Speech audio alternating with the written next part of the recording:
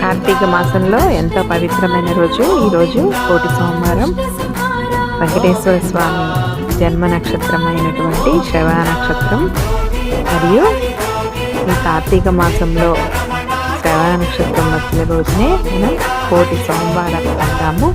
అంటే కోటి సోమవారాల పుణ్యఫలం ఈ ఒక్క రోజులోనే ఉంటుంది. ఈరోజు మనం ఏ పూజ చేసినా, అభిషేకం చేసినా, ఉపవాసం చేసినా కోటి రెట్ల ఫలితాన్ని పొందుతాము. కనుక స్వామివారి అభిషేకాన్ని దర్శిద్దాం రండి.